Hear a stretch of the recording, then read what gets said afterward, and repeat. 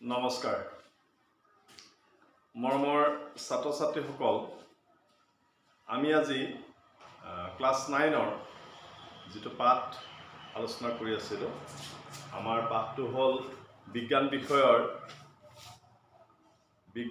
আমাৰ 5 নম্বৰ পাঠটো জীৱৰ মৌলিক একক এটা ইয়াৰ আগৰ ক্লাছটোত আমি জীৱৰ মৌলিক একক এই পাঠটোৰ কিছু কথা আলোচনা কৰিছিলোঁ যে 1665 খ্ৰীষ্টাব্দত কিদৰে ৰবাৰ্ট হুকে তেওঁ কৰ্কৰ টুকুৰাটোৰ পৰা কোষ আৱিষ্কাৰ কৰিছিল আৰু লাহে লাহে কোষৰ ওপৰত অধ্যয়ন কেনেকৈ বিভিন্ন প্ৰান্তত বিজ্ঞানীসকলে কৰি পেলাই কোষৰ ওপৰত আমাক কনচেপ্টবিলাক দিছিলে এই কথাখিনি আমি ইয়াৰ আগৰ ক্লাছত আলোচনা কৰিছোঁ এতিয়া আমি ইয়াৰ পিছৰ যিখিনি বিষয় আমাৰ কিতাপৰ পেজ নম্বৰ 59ৰ পৰা আছে আমি সেইখিনি কথা আলোচনা কৰিম আৰু মই তোমালোকক আগতেই কৈছোঁ যে যিখিনি বস্তুত মই প্ৰেক্টিকেলৰ কিছুমান বস্তু ইউজ কৰিব পাৰোঁ তাত কৰিম যেনেকৈ ইতিমধ্যে মই ক্লাছ 10ৰ কাৰণে মোৰ ইউটিউব চেনেলত যিবিলাক ক্লাছ আপলোড কৰিছোঁ তাত পোহৰ পাঠটোত গোলকীয় দাপোন যিবিলাক অৱতল দাপোন উত্তল লেন্স অৱতল লেন্স এইবিলাক মই উইথ প্ৰেক্টিকেল মই দিয়া আছে আৰু তোমালোকৰ ক্ষেত্ৰতো য'ত য'ত পৰা যায় সেইটো কৰা হ'ব কিন্তু এনেকুৱা ক্লাছবিলাকত আমি পাৰি হয়তো কম্পিউটাৰত এডিটিং কৰিব লাগিব মই সিমানখিনি লেভেললৈকে যাব পৰা নাই তেতিয়া আমি কিছুমান বস্তু পিকচাৰেশ্যন দিব পাৰিম কিন্তু তাক বাদ দি পেলাই বৰ্তমান আমাৰ প্ৰচেষ্টা হৈছে যে এই লকডাউন বুলি কৈছে লকডাউন পিৰিয়ডটোত আমাৰ ছাত্ৰ ছাত্ৰীসকলৰ কাৰণে যিহেতু স্কুল বন্ধ হৈ আছে যে তোমালোকে এই ক্লাছবিলাকৰ যোগেদি অলপ হ'লেও উপকৃত হোৱা সেইকাৰণে মেইন বুকখনত যি ধৰণে আছে কথাবিলাক আমি সেই ধৰণেই আলোচনা কৰিম পেজ নম্বৰ 59 এটা আমি ইয়াৰ আগলৈকে কি পালো যে জীৱনে গঠনৰ এককটো কি মই এনেকে জাষ্ট ৰিমাইণ্ড কৰিব কাৰণে এককোষী জীৱই হওক বহুকোষী জীৱই হওক অৰ্থাৎ উদ্ভিদে হওক প্ৰাণীয়ে হওক সকলো জীৱৰ দেহ কোষেৰে গঠিত এটা 59 পেজত আমি ওপৰৰ পৰা চাম যে কোষৰ আকাৰ আৰু আকৃতি সিহঁতে সমাধা কৰা নিৰ্দিষ্ট কাৰ্যৰ লগত সম্বন্ধ আছে এমিবাৰ দৰে কিছুমান কোষৰ আকাৰ আৰু আকৃতি সলনি হৈ থাকে কিছুমান ক্ষেত্ৰত কোষৰ আকাৰ আৰু আকৃতি সদায় স্থিৰ আৰু ইয়ে বিশেষ ধৰণৰ কোষৰ সক্ৰিয়তা বহন কৰে উদাহৰণস্বৰূপে স্নায়ু এতিয়া কৈছে যে জীৱ এটাৰ শৰীৰৰ বিভিন্ন স্থানত পোৱা কোষবিলাক বেলেগ বেলেগ এই কথাটো আগৰ ক্লাছত আমি কৈছোঁ এতিয়া এই বেলেগ বেলেগ স্থানত পোৱা কোষবিলাকে যেহেতু সিহঁতৰ সমাধা কৰা কাৰ্যও বেলেগ বেলেগ গতিকে সেই কোষবিলাকৰ আকাৰবিলাকো বেলেগ বেলেগ হয় এতিয়া আমাক এমিবাৰ কথাটো টানি আনিছে প্ৰসংগত আমি ক'ব লাগিব ছাপ'জ এইটো এটা এমিবা আমি এমিবাৰ বিষয়ে ক্লাছ 7ৰ পৰা পঢ়ি আহিছোঁ আমি জানো যে এমিবা এটা এককোষী জীৱ আৰু এমিবাৰ কোষটোৰ নিৰ্দিষ্ট কোনো আকৃতি নাই ইয়াৰ যিখন কোষাৱৰণ এই কোষাৱৰণখনে যিকোনো সময়ত যিকোনো ফালে এক্সপাণ্ড হৈ পেলাই সি তাৰ আকৃতিটো সলনি কৰিব পাৰে আৰু এমিবাত এই আঙুলিৰ নিচিনা যিবিলাক এক্সটেনশ্যন আছে আঙুলিৰ নিচিনা এক্সটেনশ্যনবিলাকক আমি কি বুলি কওঁ কুটপদ চিউডপদি ইংৰাজীত কোৱা হয় চিউডপদি অৰ্থাৎ মিছা ভৰি কিন্তু এতিয়া যে আমি মানুহৰ শৰীৰ এটা লওঁ যে আমাৰ শৰীৰটোৰ বেলেগ বেলেগ দেহ অংগ আছে কিনাই কথাটো আগৰ ক্লাছত কৈছোঁ যে আমাৰ চকুত থকা কোষ চকুৰ সহায়ত আমি দেখোঁ জিভাৰ সহায়ত সোৱাদ লওঁ গতিকে চকুত থকা কোষ আৰু জিভাত থকা কোষ একে নহয় স্নায়ুৰ যোগেদি স্নায়ু প্ৰেৰণা আমাৰ শৰীৰত প্ৰবাহিত হয় মগজুৰ যোগেদি আমাৰ শৰীৰৰ সকলোবিলাক কাম নিয়ন্ত্ৰিত হয় তেনেদৰে ৰক্ত কোষবিলাকো বেলেগ অৰ্থাৎ বেলেগ বেলেগ কামৰ কাৰণে আমাৰ শৰীৰৰ বেলেগ বেলেগ অংগত থকা কোষবিলাকৰ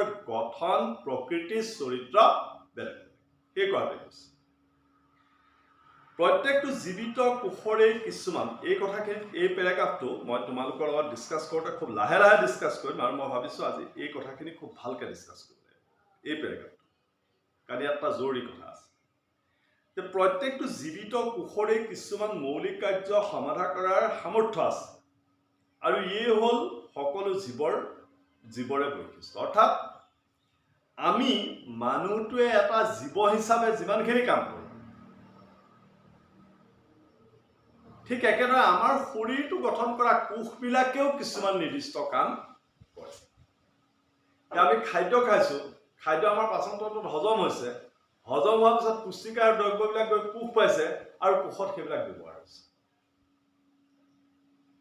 গতিকে আমি জীৱ হিচাপে কৰা কামবিলাক আৰু আমাৰ শৰীৰত থকা কোষবিলাকে কোষ হিচাপে কৰা কামবিলাক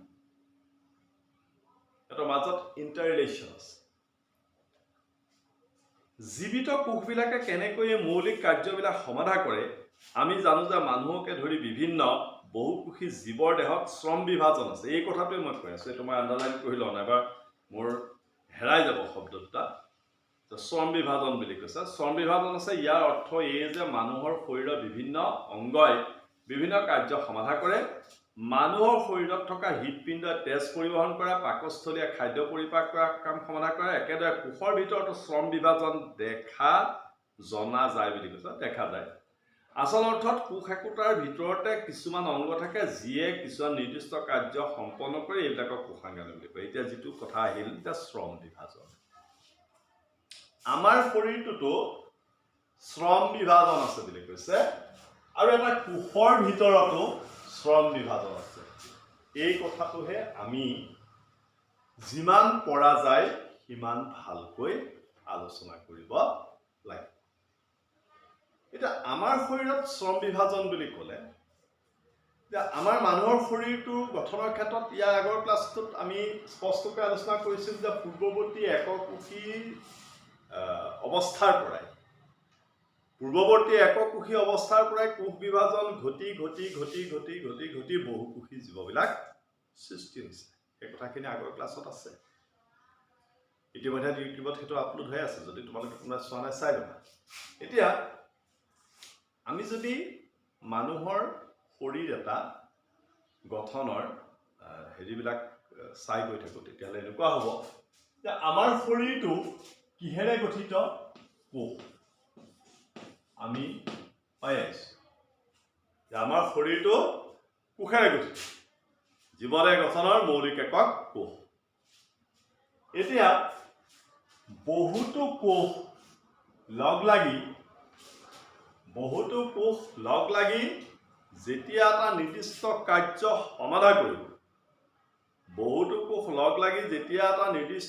সমাধা কৰিব, তেতিয়া আমি সেই কোষৰ সমষ্টিক কি বুলি ক'ম? কলা, টিস্যু। জীৱদেহ গঠনৰ একক হ'ল কোষ। একে গঠন একে প্ৰকৃতিৰ বহুতো কোষ একেলগ হৈ যেতিয়া এটা নিৰ্দিষ্ট কাৰ্য সমাধা কৰিব, তেতিয়া সেই কোষৰ সমষ্টিটোক আমি কি বুলি ক'ম? কলা, টিস্যু। যেনেকৈ আমাৰ এই হাতখনত ইয়াত আমাৰ কি আছে? আমি এনেকৈ চুই চালে তোমালোকে যদি কোনোবাই বডি বিল্ডিং কৰা, এক্সাৰচাইজ কৰা, তেতিয়াহ'লে তোমালোকে অধিক ভালকৈ জানিবা।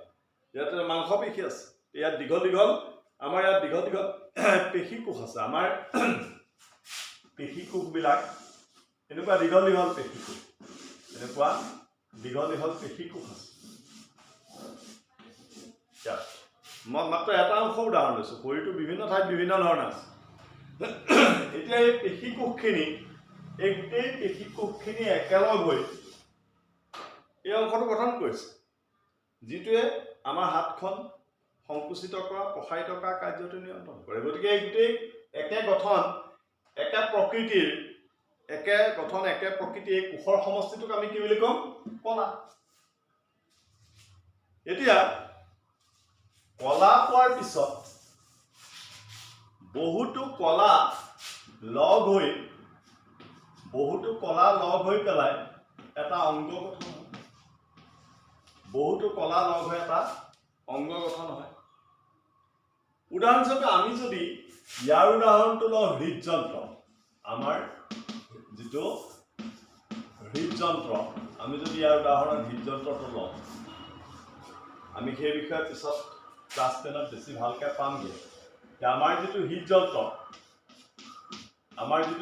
ইয়াত তেজৰ নলিকাবিলাক আছে, মই ডিটেইলছত যাব বিচৰা নাই হৃদযন্ত্ৰৰ ক্ষেত্ৰত। হৃদযন্ত্ৰ কেইবাবিধো কলাৰে গঠিত। হৃদযন্ত্ৰৰ যিবিলাক পেশী, হৃদপেশীবিলাক একেৰাহে সংকুচিত প্ৰসাৰিত হৈ আছে। আমি যিটো ঢিপ অনুভৱ কৰোঁ, সেইটো হৈছে হৃদপেশীৰ পেশী কলা।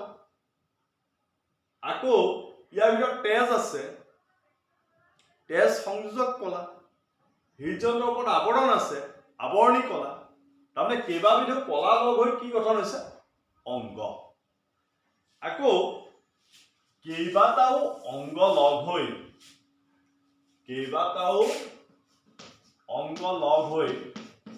গঠন হয় অংগতন্ত্ৰ।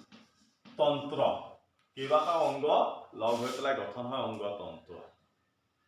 তাৰ এটা সুন্দৰ উদাহৰণ ল'ব পাৰোঁ আমি আমাৰ খাদ্য নলীটো, পাচন তন্ত্ৰ। আমাৰ খাদ্য নলীটো আৰম্ভ হৈছে মুখত, মুখ। এতিয়া আমি খাদ্য মুখত লোৱাৰ পিছত চোবাওঁ, ইয়াৰ বিষয়ে আমি 10ত পামগৈ। এতিয়া মুখৰ পিছৰ অংশটো ইছ'ফেগাছ, যিটো আমাৰ অংশটি পাৰ হৈ গৈছে। ইছ'ফেগাছৰ বা গ্ৰসনি বুলি কোৱা হয়, আমি ক্লাছ 7ত পাইছোঁ। ইছ'ফেগাছৰ পিছৰ এইটো চোৱা, এই পাৰ্টটো হ'ল মুখ, এই পাৰ্টটো হ'ল ইছ'ফেগাছ, এই পাৰ্টটো হ'ল পাকস্থলী। পাকস্থলীৰ পিছত ক্ষুদ্ৰান্ত আৰম্ভ হৈছে। পাকস্থলীৰ পিছত ক্ষুদ্ৰান্ত আৰম্ভ হৈছে। ক্ষুদ্ৰান্তৰ যিটো প্ৰথম অংশ, ইয়াক কোৱা হয় দুঅডেনাম। এইখিনিতে আমাৰ অগ্নাশয়টো আছে, এইখিনিতে আমাৰ যকৃতটো আছে, লিভাৰ, আৰু ইয়াতে আমাৰ গল ব্লাডাৰটো সোমাই আছে। দুঅডেনামৰ পিছৰ পাৰ্টটো ক্ষুদ্ৰান্ত। ক্ষুদ্ৰান্ত আহি পাক খাই দীঘল নলীডাল হৈছে। এই পাৰ্টটোক কোৱা হয় বৃহদন্ত্ৰ, এইটো হ'ল ক্ষুদ্ৰান্ত। তাৰপিছত এইখিনিতে এপেণ্ডিক্স গ্লেণ্ড আছে, তাৰপিছত এইটো মলভাণ্ড, তাৰপিছত এইটো পাইপ। এতিয়া যে আমি খাদ্য নলীটো চাওঁ, খুব মনকে বুজিব লাগিব, মন দি বুজিব লাগিব।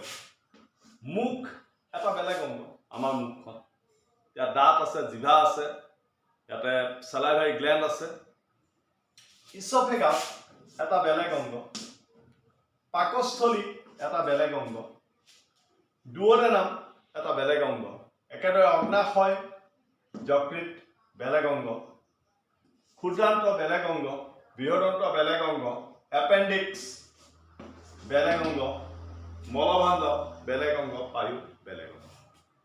কিন্তু বেলেগ বেলেগ অংগবিলাক একেলগ হৈ পেলাই কি গঠন কৰিছে? এটা অংগতন্ত্ৰ। এটা অংগতন্ত্ৰ গঠন কৰিছে। এতিয়া কেইবাটাও অংগতন্ত্ৰ লগ হৈ পেলাই জীৱটো গঠন কৰিছে। এনেকুৱা কেইবাটাও অংগতন্ত্ৰ লগ হৈ পেলাই জীৱটো গঠন হৈছে। আমি যদি মানুহৰ ক্ষেত্ৰতে চাওঁ, তেতিয়াহ'লে আমাৰ যিটো খাদ্য পাচন কৰাৰ এইমাত্ৰ আমি ছবি আঁকিছিলোঁ, সেইটো হ'ল আমাৰ পাচন তন্ত্ৰ। আমাৰ শৰীৰত আমি জানো যে হৃদযন্ত্ৰটো একেৰাহে সংকুচিত প্ৰসাৰিত হৈ আছে আৰু তেজৰ নলিকাবিলাকৰ মাজেদি তেজ প্ৰবাহিত হৈ আছে। এইটোক কোৱা হয় ৰক্ত, এইটোক কোৱা হয় ৰক্ত পৰিবহন,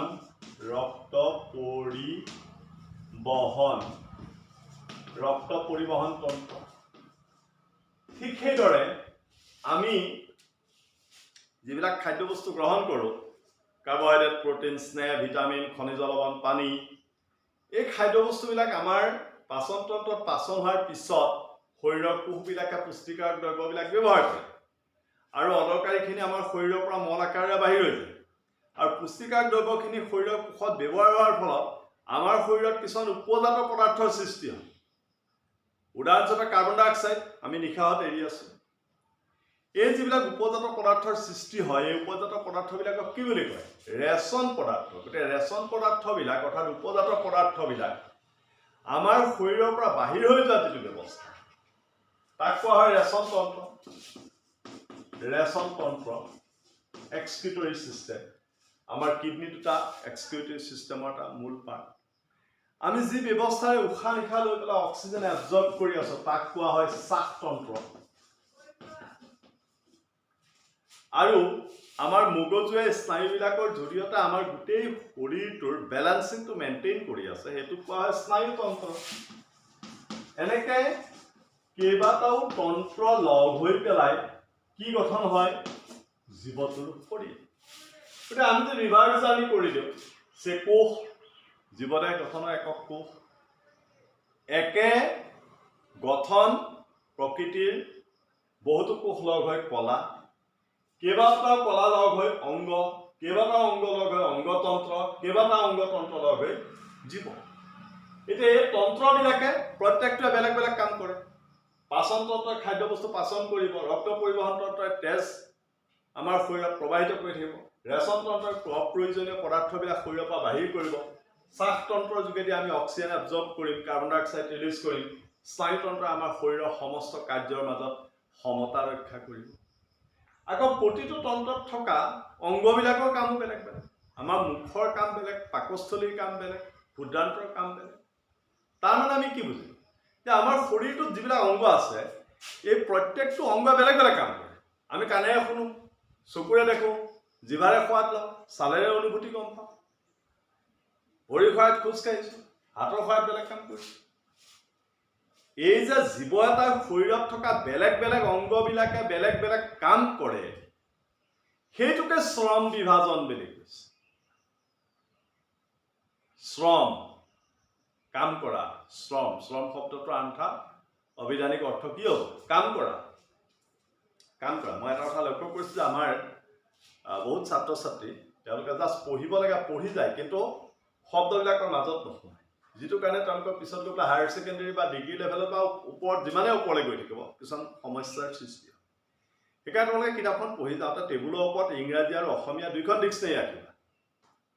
শব্দ এটা পাইছা, শব্দটোৱে কি কৈছে ধৰিব পৰা নাই, কিন্তু ইমিডিয়েটলি ডিক্সনেৰীখন ফ'ল' কৰা যে অভিধানিক অৰ্থটো কি, আৰু তেতিয়া তুমি কনচেপ্টটো সহজে ল'ব পাৰিবা। শ্ৰম মানে কাম কৰা, বিভাজন মানে ভাগ ভাগকে। তাৰমানে আমাৰ শৰীৰটোত থকা বেলেগ বেলেগ অংগবিলাকে বেলেগ বেলেগ কাম কৰে, সেইটোৱে শ্ৰম বিভাজন। এই শ্ৰম বিভাজনটোৰ লগত আমাক কি কৈছে, এতিয়া আমি মূল বস্তুটোলৈ গুচি যাম। আমাক কৈছে যে জীৱৰ কোষৰো শ্ৰম বিভাজন আছে বুলি। আমি অকণমান প্ৰায় কেইটামান পইণ্ট টাচ কৰিম। কেইটামান যে কোষ, প্ৰথম কথা, কোষৰ এইখন কি কোষৰ আৱৰণ। মই ভিতৰৰ ছবিখিনি অঁকা নাই, কথা কৈ যাম, আঁকি যাম। কোষৰ এখন আৱৰণ। উদ্ভিদ কোষত এই কোষাৱৰণখনৰ উপৰিও আৰু এখন আৱৰণ থাকে, সেইখনক কোৱা হয় কোষ বেৰ। সেইটো আমি কোষৰ ওপৰত ডিটেইলছ আলোচনা কৰোঁতে তাত পাতিম। এতিয়া কোষাৱৰণখন পাতল এখন আৱৰণ আৰু ইয়াৰ ইলাষ্টিচিটি এবিলিটি আছে। তাৰমানে ই কম পৰিমাণে প্ৰসাৰণ হ'ব পাৰে, সংকুচিত হ'ব পাৰে, কম পৰিমাণে। বেছি পৰিমাণে প্ৰসাৰিত হ'লে ফাটি যাব। কিন্তু আমি যেনেকৈ ৰবৰৰ বেলুন এটা মুখে এনেকৈ ফুৱাই পেলাই দিলে ফুলি যায়, কিন্তু তাৰো এটা এক্সপানশ্যন লিমিটেশ্যন আছে। যদি অভাৰফ্ল' হয় এটা সময়ত সি কি হ'ব? ফাটি যাব। Like that. কোষটোৰ যিখন কোষাৱৰণ, এই আৱৰণখনৰো প্ৰসাৰণ ক্ষমতা আছে যদিও সি খুব লিমিটেড। এতিয়া কোষাৱৰণখন, এখন কোষাৱৰণ, ইয়াৰ ভিতৰত প্ৰায় মাজ অংশত এটা স্পষ্ট ডাঠ অংশ থাকে। এই ডাঠ অংশটোক আমি কওঁ নিউক্লিয়াছ বা কোষকেন্দ্ৰ।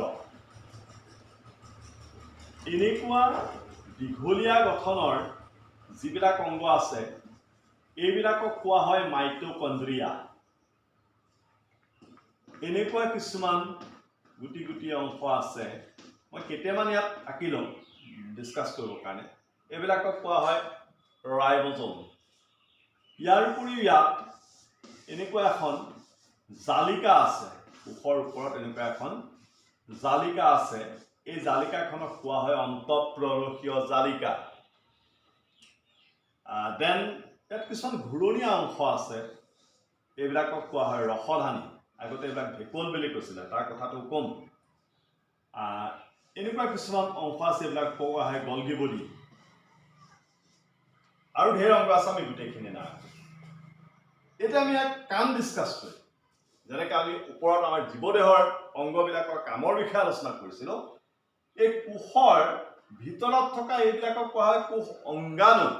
এই কোষ অংগাণুবিলাকৰ কামৰ কথা আমি এটা এটাকৈ আলোচনা কৰিম গোটেইখিনি। নম্বৰ 1, কোষ বেৰ। আমি জানো কোষটো জীৱিত বস্তু। ইয়াক জীয়াই থাকিবলৈ অক্সিজেন লাগিব। অক্সিজেন ব্যৱহাৰ কৰাৰ ফলত ইয়াত কাৰ্বন ডাই অক্সাইড উৎপন্ন হ'ব। কাৰ্বন ডাই অক্সাইড ইয়াৰ পৰা বাহিৰলৈ ওলাই যাব লাগিব। ইয়াত গ্লুক'জ অণু সোমাব লাগিব। কালি যিটো আমি হেৰিত ক্লাছ 10, আমি 10তহে আলোচনা কৰিছিলোঁ। ইয়াত গ্লুক'জ অণু সোমাব লাগিব, নিউক্লিক এচিড সোমাব লাগিব, মানে ইয়াৰ প্ৰয়োজনীয় দ্ৰব্যবিলাক বাহিৰৰ পৰা সোমাব লাগিব, যিবিলাক আমি খাদ্যৰ যোগেদি পাওঁ, আৰু ইয়াত সৃষ্টি হোৱা ৰেচন পদাৰ্থবিলাক ইয়াৰ পৰা বাহিৰলৈ ওলাব লাগিব। তাৰ মানে এই কোষাবৰণখনৰ মাজেৰে কিছুমান পদাৰ্থ কোষৰ বাহিৰৰ পৰা ভিতৰলৈ সোমায় আৰু কিছুমান পদাৰ্থ ভিতৰৰ পৰা বাহিৰলৈ ওলাই আহে। এইটো আমি কাৰ কাম আলোচনা কৰিলো? কোষাবৰণ। কিন্তু সকলোবিলাক পদাৰ্থ কোষাবৰণৰ মাজেৰে অহা যোৱা কৰিব নোৱাৰে। সেইকাৰণে কোষাবৰণখনক কোৱা হয় ইট ইজ এ চেলেক্টিভলি পাৰ্মিয়েবল মেমব্ৰেইন, অৰ্থাৎ নিৰ্বাচনাত্মকভাৱে ভেদ্য এখন আৱৰণ। নিৰ্বাচনাত্মকভাৱে ভেদ্য, অৰ্থাৎ সি নিৰ্বাচন কৰিব কোনটো বস্তু তাৰ মাজে পাৰ হৈ যাব পাৰে আৰু কোনটো নোৱাৰে। ফৰ এক্সাম্পল, আমি এই কাপোৰখন লওঁ, এই কাপোৰখন যদি পানী দি দিওঁ, পানী দি দিলে ডেফিনেটলি পানী এফালে পাৰ হৈ যাব, কিন্তু ইয়াত অন্য বস্তু বেলেগ বস্তু দিলে পাৰ হৈ যাব নোৱাৰিব। চ' সেইটো কোষাবৰণৰ কাম। এতিয়া 2 নম্বৰত আহোঁ mitochondria. Mitochondria, it is called power house of the cell. তোমালোকে আগৰ ক্লাছত পঢ়ি আহিছা যে কোষটোত যিমানবিলাক ঘটনা ঘটে, এই ঘটনাবিলাক সুচাৰুৰূপে ঘটিবৰ কাৰণে যি প্ৰয়োজনীয় শক্তি, সেই শক্তি মাইটকণ্ড্ৰিয়াত নিহিত হৈ থাকে। গতিকে মাইটকণ্ড্ৰিয়া কোষক শক্তি যোগান ধৰে, আৰু মাইটকণ্ড্ৰিয়া হ'ল কোষৰ শ্বসনৰ মুখ্য অংগ। অক্সিজেনৰ উপস্থিতিত কোষৰ ভিতৰত গ্লুক'জনো ভাঙি যোৱা ব্যৱস্থাটো হৈছে শ্বসন, সবাত শ্বসন। আমাৰ দেহত সবাত শ্বসন। শ্বসনৰ ফলত শক্তি মুকলি হয়, মুকলি হোৱা শক্তিখিনি মাইটকণ্ড্ৰিয়াত জমা হয়। It is the major part of respiration. মাইটকণ্ড্ৰিয়াৰ কাম হ'ল কোষটোক শক্তি যোগান ধৰা। দেন আমি যদি ৰাইবজমবিলাকলৈ যাওঁ, এইবিলাক ৰাইবজমে কি কৰে? আমি যিবিলাক প্ৰটিন জাতীয় খাদ্য খাওঁ, এই প্ৰটিন জাতীয় খাদ্যবিলাক আমাৰ পাচন তন্ত্ৰত পাচন হোৱাৰ ফলত, as a result of digestion of protein জাতীয় খাদ্যবিলাক আমাৰ পাচন তন্ত্ৰত পাচন হোৱাৰ ফলত এইবিলাক নিউক্লিক এচিডলৈ ৰূপান্তৰিত। এই নিউক্লিক এচিডৰ কণাবিলাক কোষাবৰণ পাৰ হৈ কোষৰ ভিতৰত সোমায়, আৰু কোষত থকা ৰাইবজমে এই নিউক্লিক এচিডৰ কণাবিলাকক সংশ্লেষণ কৰি তাৰ পৰা কোষটোৰ বাবে প্ৰয়োজনীয় প্ৰটিন গঠন কৰে। ৰাইবজমে যিবিলাক নিউক্লিক এচিড পাব, ক'ৰ পৰা আহিব নিউক্লিক এচিডবিলাক? আমি যিবিলাক প্ৰটিন খাইছোঁ, প্ৰটিনবিলাক ভাঙি এচিড হৈ যাব। গতিকে এই প্ৰটিনবিলাক হজম হোৱাৰ পিছত সিহঁতে যে এচিডলৈ ৰূপান্তৰিত হয়, সেই এচিডবিলাক কোষাবৰণ ভেদ কৰি কোষৰ ভিতৰত সোমাব। কোষৰ ভিতৰত সোমোৱাৰ পিছত ৰাইবজমে সেই এচিডবিলাকৰ সংশ্লেষণ কৰি কোষটোৰ বাবে প্ৰয়োজন হোৱা প্ৰটিন গঠন কৰিব। নম্বৰ 4, ইয়াত থকা অন্তঃপ্ৰৰসীয় জালিকা। অন্তঃপ্ৰৰসীয় জালিকা, এতিয়া অন্তঃপ্ৰৰসীয় জালিকাৰ কাম কি? যে কোষটোৰ ভিতৰতে কিছুমান দ্ৰব্য এঠাইৰ পৰা আন ঠাইলৈ যাবলগীয়া হয়, অহা যোৱা কৰিবলগীয়া হয়। আমি যেনেকৈ মানুহটো এঠাইৰ পৰা আন ঠাইলৈ এনেকৈ যাব পাৰোঁ, তেনেকৈ কোষটোৰ ভিতৰতে কিছুমান দ্ৰব্য এঠাইৰ পৰা আন ঠাইলৈ যাবলগীয়া হয়, অহা যোৱা কৰিবলগীয়া হয়। এতিয়া অন্তঃপ্ৰৰসীয় জালিকা হৈছে সেই ৰাস্তাটো। অন্তঃপ্ৰৰসীয় জালিকাৰ মাজেৰে কোষস্থ পদাৰ্থবোৰ এঠাইৰ পৰা আন ঠাইলৈ যায়। ৰাইবজমে প্ৰটিন সংশ্লেষণ কৰিলে, সংশ্লেষণ কৰা প্ৰটিনখিনি যেনিবা ইয়াৰ পৰা এইকণলৈ যাব। কেনি যাব? এই অন্তঃপ্ৰৰসীয় জালিকাই দি যাব, যিবিলাক এখন জালিকাৰ কথা আমি কৈছোঁ। 5 নম্বৰ, ৰসধানী।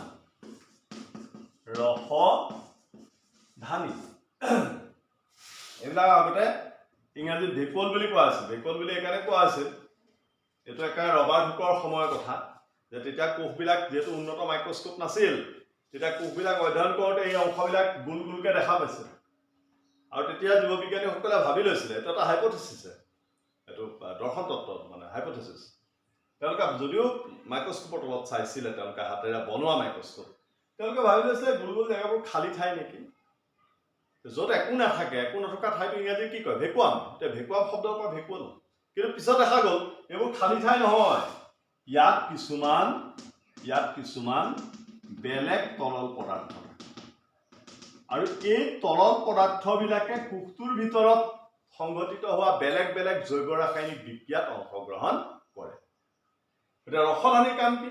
ৰসধানীত থকা তৰল পদাৰ্থবিলাকে কোষটোৰ ভিতৰত সংঘটিত হোৱা জৈৱ ৰাসায়নিক বিক্ৰিয়াত ভাগ লয়। ঠিক সেইদৰে কোষৰ যিটো nucleus, head office of the cell বুলি কোৱা হয়, ই হৈছে কোষৰ মূল বস্তু। এই নিউক্লিয়াছটোৱে যেনেকৈ আমাৰ স্কুলখন কি হয়, যে হেডমাষ্টাৰৰ অফিচটোৰ পৰা গোটেই স্কুলখন চলি থাকে। ঠিক সেইদৰে এখন দেশৰ কথা যদি আমি কওঁ, আমাৰ যদি অসমখনৰ কথা কওঁ, তেতিয়া আমাৰ সকলোবিলাক ডিপাৰ্টমেণ্ট ক'ৰ পৰা চলি আছে? আমাৰ যি চৰকাৰ আছে, চৰকাৰ কেবিনেট আছে, ক'ত আছে? গুৱাহাটীত। গতিকে গুৱাহাটীত মন্ত্ৰীসকলে যি কেবিনেট আছে, কেবিনেটে যিটো ডিচিশ্যন দিব গোটেই অসমত প্ৰযোজ্য, তেওঁলোকে গোটেই নিয়ন্ত্ৰণ কৰি থাকিব। তেনেকুৱা কথা যেনিবা এই নিউক্লিয়াছটোৱে এই কোষটোৰ ভিতৰত চলি থকা সকলোবিলাক কাৰ্য নিয়ন্ত্ৰণ কৰে। নেক্সট আমি নিউক্লিয়াছৰ কথা কম। নিউক্লিয়াছ এতিয়া আমি তুলনা কৰি চাম যে জীৱ এটাৰ ক্ষেত্ৰতো তাৰ বেলেগ বেলেগ অংগই গঠন কৰা অংগতন্ত্ৰবিলাকে বেলেগ বেলেগ কাম কৰে আৰু অংগবিলাকেও বেলেগ কাম কৰে। আৰু সেই জীৱ দেহটোকে গঠন কৰা এটা কোষৰ ক্ষেত্ৰত কোষটোৰ ভিতৰত যিবিলাক কোষাংগাণু আছে, কোষাংগাণুবিলাকেও বেলেগ বেলেগ কাম কৰে। সেইটোকেই কৈছে শ্ৰম বিভাজন। সেই কথাটোকে কৈছে শ্ৰম বিভাজন, অৰ্থাৎ জীৱ এটাৰ ক্ষেত্ৰত জীৱটোৰ শৰীৰ গঠন কৰা বেলেগ বেলেগ অংগবিলাকে বেলেগ বেলেগ কাম সমাধা কৰে। আকৌ জীৱৰ শৰীৰ গঠন কৰা কোষ এটাৰ ক্ষেত্ৰত কোষটোৰ ভিতৰত যিবিলাক কোষ অংগাণু থাকে, এই কোষ অংগাণুবিলাকেও বেলেগ বেলেগ কাম সমাধা কৰে। গতিকে জীৱকোষত আমি কি দেখিম? শ্ৰম বিভাজন। আৰু জীৱ এটাৰ শৰীৰৰ অংগবিলাকতো আমি কি দেখিম? শ্ৰম বিভাজন। সেই কথাটোৱেই ইয়াত আমাক কৈছে। মই কালি ক্লাছত বা আগৰ ক্লাছতো কৈছোঁ যে বিজ্ঞান বিষয়টো অন্য বিষয়তকৈ অলপ বেলেগ হয়। ইয়াক এনালাইচিছ কৰিব লাগিব, মন্থন কৰিব লাগিব। ক'ৰবাত এটা লাইনত এটা পেৰাগ্ৰাফ সোমাই আছে, ক'ৰবাত এটা পেৰাগ্ৰাফত এটা চেপ্টাৰ সোমাই আছে, এটা চেপ্টাৰত এখন কিতাপ সোমাই আছে বা দুখন কিতাপ সোমাই আছে, তেনেকুৱা কথা। গতিকে ইয়াত মই শ্ৰম বিভাজনৰ শব্দটোকে লৈ এই গোটেই কথাখিনি মুকলিকৈ আলোচনা কৰিলোঁ। আমি হয়তো এক শ্বৰ্টলি কৰি থ'ব পাৰোঁ, ডাঙৰ কথা নহয়। কিয় তোমালোকে কনচেপ্টটো ল'ব নোৱাৰিলে পিছৰ পৰ্যায়ত দিগদাৰ। কাইলৈ পঢ়িলে 10ত পঢ়িবা, 10ত পঢ়াৰ পিছত হায়াৰ ছেকেণ্ডেৰী যেতিয়া ছায়েন্স পঢ়িবা, তেতিয়া গৈ পেলাই তোমালোকৰ অসুবিধা হ'ব। সেইকাৰণে আজি যিমানখিনি পৰা যায় ক্লিয়াৰ কৰাৰ চেষ্টা কৰিছোঁ। প্ৰত্যেকবিধ কোষাংগাণু এটা নিৰ্দিষ্ট কাম সম্পন্ন কৰে। এনে কোষত নতুন পদাৰ্থ উৎপন্ন কৰা, কোষৰ বৰ্জিত পদাৰ্থ নিষ্কাশন কৰা, এই কোষাংগাণুবিলাকৰ বাবেই কোষ জীয়াই থাকিব পাৰে আৰু নিৰ্দিষ্ট কাম সম্পন্ন কৰিব পাৰে। এইবিলাক কোষাংগাণু একেলগ হৈ যি মৌলিক একক গঠিত হয় তাকে কোষ বুলি কোৱা হয়। মন কৰিবলগীয়া যে জীৱ যিয়েই নহওক, সিহঁতৰ কাৰ্য যিয়েই নহওক লাগিলে, সকলোবোৰ কোষতেই কোষাংগাণু পোৱা যায়, একেবোৰ কোষাংগাণু পোৱা যায়। এইটো ইম্পৰ্টেণ্ট। মন কৰিবলগীয়া কথা যে জীৱ যিয়েই নহওক, অৰ্থাৎ সি উদ্ভিদেই হওক বা প্ৰাণীয়ে হওক, একক কোষেই হওক বহু কোষেই হওক, জলচৰে হওক স্থলচৰে হওক, যিয়েই নহওক, সকলোবোৰ কোষতেই একেবোৰ কোষাংগাণু পোৱা যায়, মাত্ৰ দুই এটা ইফাল সিফাল। এই কোষটোত আমি এতিয়া যিকেইটা অংগাণু আঁকি দিলোঁ, কোষাবৰণ, মাইটকণ্ড্ৰিয়া, ৰাইব'জম, অন্তঃকোষীয় জালিকা, ৰসধানী, নিউক্লিয়াছ, মাত্ৰ 5-6টা অংগৰ কথা আমি কোষাংগাণুৰ কথা ইয়াত কৈছোঁ। মানুহৰ কোষতো এইখিনি পাম, চৰাই এটাৰ কোষতো পাম, পখিলা এটাৰ কোষতো পাম, মাছ এটাৰ কোষতো পাম, হাতী এটাৰ কোষতো পাম, গছ এজোপাৰ কোষ এটাতো পাম, চবতে। মাত্ৰ উদ্ভিদ আৰু প্ৰাণীভেদে কি হয়, দুই এটা অংগৰ গঠন আৰু উপস্থিতি অকণমান বেলেগ বেলেগ। As a whole 90% and above 90%, that is 95% near about, এই ইণ্টাৰনেল ষ্ট্ৰাকচাৰটো, আভ্যন্তৰীণ গঠনটো সকলোবিলাক জীৱৰে সেই কথাটো কৈছে। ইয়াৰ পিছত আহিল কোষ কিহেৰে গঠিত, কোষ এটাৰ সংগঠন মানে কি। এই কথাখিনি আমি আজি ক্লাছটো আলোচনা কৰি তাৰপিছত কোষাবৰণ বা কোষাবৰণ সেই কথাটো আমি পিছৰ ক্লাছত লৈ যাম। আজি এই কথাখিনি আমাৰ শেষ আলোচনা হ'ব। এতিয়া কোষটো কিহেৰে গঠিত, কোষ এটাৰ সংগঠনৰ মানে সংগঠন মানে কি উল্লেখিত আলোচনাৰ পৰা দেখা পালো যে কোষ একোটাৰ কিছুমান বিশেষ উপাংগ আছে যাক অংগাণু বুলি কোৱা হয় এইবিলাক উপাংগ উপযোগ অংগ এইবিলাকে উপাংগ কোষাবৰণ মাইটকণ্ড্ৰিয়া ৰাইবোজম অন্তঃকোষজালিকা ৰসদানি নিউক্লিয়াছ এইবিলাকক কৈছে কোষৰ উপাংগ বা অংগাণু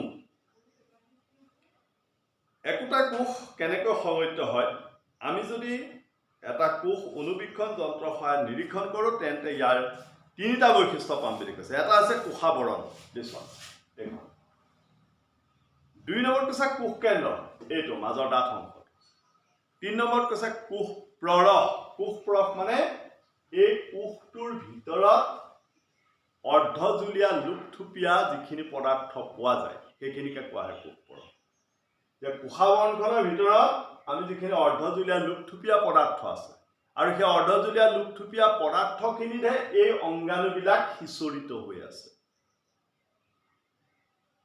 ইজ ইট তুমি এখন প্লেট ললা আৰু প্লেট লৈ পেলাই তাত তেনেকুৱা অৰ্ধজুলীয়া কিবা এটা বস্তু অলপ দি দিলা কি দিবা মৌ সৰু প্লেট এখন লৈ তাত অকণমান মৌ দি দিলা এই মৌখিনি হ'ল অৰ্ধজুলীয়া আৰু সি যিটো ৰাউণ্ড ষ্ট্ৰাকচাৰ ফৰ্ম কৰি থাকিব সেইটো মনতে কোষ বুলি ভাবা এই তাত যদি য'ত ত'ত তুমি যিটি কাগজৰ টুকুৰা কিছুমান পেলাই দিয়া তে সেই কাগজৰ টুকুৰাবিলাকক মনতে যদি তুমি অংগাণু বিলাক ভাবি লোৱা সেই ধৰণৰ কথা এটা তাৰমানে কোষটোৰ ভিতৰৰ অৰ্ধজুলীয়া লুপথুপীয়া যিখিনি পদাৰ্থ আছে সেইখিনি হৈছে কোষ পৰস আৰু কোষ পৰসত এই কোষ অংগাণুবিলাক সিঁচৰিত হৈ থাকে তিনিটা কোষাবৰণ কোষ কেন্দ্ৰ কোষ পৰস আন সকলোবোৰ কোষতে পোৱা যায় কোষ এটা আটাইবোৰ আভ্যন্তৰীণ প্ৰক্ৰিয়া আৰু কোষটো পৰিৱেশৰ লগত থকা সম্বন্ধ এই তিনিটাৰ বৈশিষ্ট্যৰ বাবে সম্ভৱপৰ হয় কি বুলি কৈছে কোষ এটাৰ আভ্যন্তৰীণ প্ৰক্ৰিয়া তাৰমানে কোষটোৰ ভিতৰত যিমানবিলাক জৈৱ ৰাসায়নিক বিক্ৰিয়া চলি থাকে এই গোটেই জৈৱ ৰাসায়নিক বিক্ৰিয়াখিনি একেলগে আভ্যন্তৰীণ প্ৰক্ৰিয়া বুলি কৈছে এতিয়া কি জৈৱ ৰাসায়নিক প্ৰক্ৰিয়া আমি খোৱা খাদ্য বস্তু কাৰ্বহাইড্ৰেট জাতীয় খাদ্য বস্তু পাচন হোৱাৰ পিছত গ্লুক'জ হ'ব গ্লুক'জৰ অণুবিলাক কোষৰ ভিতৰত সোমোৱাৰ পিছত শ্বসন প্ৰক্ৰিয়াৰে তাৰ জাৰণ ঘটিব শক্তি মুকলি হ'ব শক্তি মাইটকণ্ড্ৰিয়াত জমা থাকিব ৰাইবোজমে প্ৰটিন সংশ্লেষণ কৰিব সংশ্লেষণ কৰি কোষটোৰ নিজস্ব পদাৰ্থ তৈয়াৰ কৰিব ৰসদানিয়ে কোষটোৰ ভিতৰত চলা জৈৱ ৰাসায়নিক বিক্ৰিয়াবিলাকক প্ৰয়োজনীয় দ্ৰব্যৰ যোগান ধৰিব অন্তঃকোষজালিকাই এটা বস্তু এঠাইৰ পৰা আন ঠাইলৈ অনা নিয়া কৰিব নিউক্লিয়াছত ক্ৰমজোম আছে সেইবিলাক আমি পিছত পঢ়িমগৈ পামগৈ ইয়াত ক্ৰমজোমত ক্ৰমেটিড আছে ক্ৰমেটিডত জিনবিলাক আছে জিনবিলাকে এটা বংশৰ চৰিত্ৰ আনটা বংশলৈ কঢ়িয়াই নিব আৰু নিউক্লিয়াছে কোষটোৰ ভিতৰত যিমানবিলাক ঘটনা ঘটি আছে যিমানবিলাক বিক্ৰিয়া চলি আছে সকলোবিলাক নিয়ন্ত্ৰণ কৰিব সেইটোকে কৈছে সকলোবোৰ আভ্যন্তৰীণ প্ৰক্ৰিয়া অল ইণ্টাৰনেল ফাংচনছ আৰু কোষটোৰ পৰিৱেশৰ লগত থকা সম্বন্ধ পৰিৱেশ মানে এই কোষটো কোনটো ক'ত আছে যেনেকৈ ধৰা আমি যেতিয়া ঠাণ্ডা পৰিৱেশত থাকোঁ আমাৰ ঠাণ্ডা লাগে আৰু ঠাণ্ডাৰ পৰা বাচিবলৈ আমি চুৱেটাৰ পিন্ধো তেনেকুৱা গৰম কাপোৰ পিন্ধো মানে পৰিৱেশৰ কাৰকৰ লগত শৰীৰটো যিটো এটাচমেণ্ট এতিয়া গৰম দিনত আমি যদি কিবা এটা কাম কৰোঁ বা কাম বন নকৰিলে যদি আমি গৰম ঠাইত বহি থাকোঁ ডেফিনেটলি আমাৰ শৰীৰৰ পৰা ঘাম ওলায় এই ঘাম ওলাওঁতে কি it is attachment with the nature এই কামবিলাক কোনে কৰি আছে ইয়াত থকা শৰীৰত থকা কোষবিলাকে কৰি আছে সেইটোৱে কৈছে যে কোষাবৰণ নিউক্লিয়াছ আৰু কোষ প্ৰৰস এই তিনিটা বস্তুৱে কোষটোৰ আভ্যন্তৰীণ আৰু বাহ্যিক সকলোবিলাক নিয়ন্ত্ৰণ কৰিব ইয়াৰ পিছত আমি এটা এটাকৈ কোষ অংগাণু ডিছকাশ্যন কৰিব লাগিব তাৰপিছত আছে কোষাবৰণ তাৰপিছত কোষ বেৰ কোষ কেন্দ্ৰ পাৰ্ট বাই পাৰ্ট আমি যাম এটা ক্লাছত গোটেইখিনি সামৰি পেলাই এই আমাৰ শংকৰ গুৰুৱে ভুৰুকাত হাতী ভৰোৱাৰ নিচিনা কাম আমিতো কৰিব নোৱাৰিম গুৰুজনে পাৰিছিলে তেওঁ মহান ব্যক্তি আছিল ঈশ্বৰৰ অৱতাৰী পুৰুষ আছিলে আমাৰ গুৰুজন তেওঁৰ লগত আমাৰ তুলনা নহয় আৰু সেইটো ছাবজেক্টটো বেলেগ এইটো ছাবজেক্টটো বেলেগ সেইকাৰণে আমি যিহেতু ইয়াত কনচেপ্ট ল'ব লাগিব বাৰে বাৰে কৈ আছোঁ কনচেপ্ট নোলোৱাকৈ ছায়েন্সৰ কোনো বস্তুৱে পঢ়িব নাপায় ডাঙৰ ভুল হ'ব আমাৰ বহুত ল'ৰা ছোৱালী এটা মানে কি ক'ম ৰং ট্ৰেক আছে ৰং ট্ৰেক তেওঁলোকে কি কৰে যে এই বছৰ এতিয়া মেট্ৰিকৰ ৰিজাল্ট দিবই গতিকে 10ৰ যিবিলাক ল'ৰা ছোৱালীয়ে ক'ৰবাত টিউশ্যন কৰিছিল কিবা কৰিছিল বহীবিলাকত প্ৰশ্ন উত্তৰ লিখা আছে গতিকে নতুনকৈ 10লৈ পোৱাখিনি সিহঁতৰ পৰা বহীখিনি আনিছে প্ৰশ্ন উত্তৰ লিখিছে বৰ মুখস্থ কৰিছে ন It is not the procedure of learning science, not only science, any subject. Is science of, maths of, English grammar of, Sanskrit of, Jain of, social of, Jain of. যোৱা বছৰ ষ্টুডেণ্টজনে বা তাৰ আগৰ বছৰ ষ্টুডেণ্টজনে ভাৰতবৰ্ষৰ মুদ্ৰাস্ফীতিৰ ওপৰত লিখা কুৱেশ্যনটোৰ এনচাৰ আৰু আজি তাৰিখত যিহেতু ভাৰতবৰ্ষত GST তললৈ নামি গৈছে, আজি তাৰিখত মুদ্ৰাস্ফীতিৰ ওপৰত লিখা এনচাৰটো একে হ'ব নেকি? ন, কেতিয়া হ'ব? সেইকাৰণে তোমালোকে প্ৰত্যেকটো বিষয়ৰ মেইন বুকবিলাক খৰচি মাৰি পঢ়িবা। Don't avoid your main book and don't depends on notebook. কেতিয়াও নোটবুকৰ ওপৰত নিৰ্ভৰ নকৰিবা আৰু কেতিয়াও মেইন বুক এভইড নকৰিবা। খৰচি মাৰি মেইন বুক পঢ়িবা। আৰু মই কৈছোঁ যে ডিক্সনেৰীখন বহুত ইংলিছ এণ্ড আছামিজ লগত লৈ ল'বা। কিবা শব্দ বুজি নাপালে লগে লগে চাবা। মানে লাগিলে কিতাপখনৰ কম অংশই যাওক, কিন্তু এনেকৈ যাব লাগিব যাতে টোটেল কনচেপ্টটো তুমি ল'ব পাৰা। আমি পিছৰ পৰ্যায়ৰ ক্লাছবিলাকত পাৰ্ট বাই পাৰ্ট তোমালোকৰ বাবে ভিডিঅ' ক্লাছ প্ৰস্তুত কৰি ইউটিউবৰ জৰিয়তে আগবাঢ়ি গৈ থাকিম। And I hope that definitely তোমালোকে অলপ হ'লেও সকাহ পাবা আমাৰ এই ক্লাছবিলাকৰ পৰা। আৰু যদি সকাহ পাইছোঁ বুলি ভাবা বা তোমালোকৰ অভিভাৱকসকলেও যদি তেনেধৰণৰ ধনাত্মক দিশ চিন্তা কৰে, so' you please subscribe my channel and like it. Thank U.